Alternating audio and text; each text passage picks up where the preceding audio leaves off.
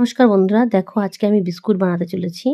তো দেখো ২ পাটে আমি মানে ডিম দিয়ে, চিনি দিয়ে, বেকিং পাউডার, খাবার সোডা আর ময়দাটাকে ভালো করে ওর মধ্যে মিশিয়ে নিয়ে মেখে নিয়েছি। চিনিটাকে ডাস্ট করে নিয়েছিলাম। তো এবার তারপরে কিছুটা আর্ধেক করে মানে কিছুটা চকো পাউডার দিয়েও মেখেছি। তো দুটোকে দেখো একসাথে করে আমি বিস্কুটটা তৈরি করছি এখন। এটাকে দেখো কত সুন্দর লাগছে, এখনই কত সুন্দর লাগছে দেখতে। তো বিস্কুটটা তৈরি করছি। এবার আমি এটাকে ডিজাইন দেব।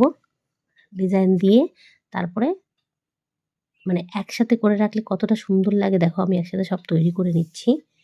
তোমরা দেখতে থাকো ভিডিওটা, পাশে থাকো, ভালো লাগবে দেখলে। তোমরাও বাড়িতে চেষ্টা করো, আমি বলে দিলাম রেসিপিটা। যদি জিজ্ঞাসা করার হয় তো আমাকে আবার জিজ্ঞাসা করতে পারো।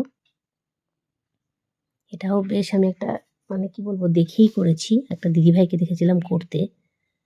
তো ভাবলাম তাহলে আজকেই বানিয়ে ফেলি।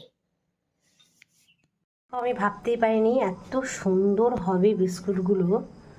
মানে বেক করিনি এখনও, জাস্ট আমার সব রেডি করলাম। এবার আমি বেক করতে বসাবো। আমি ভাবতে পারিনি যে আমি এটা তৈরি করতে পারবো।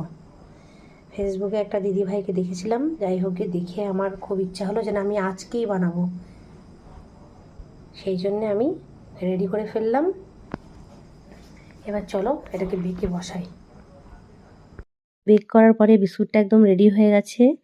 তো এবার হচ্ছে যদি ভিডিওটা তোমাদের যদি ভালো লেগে থাকে আর কি, তাহলে লাইক কমেন্ট করো, শেয়ার করো।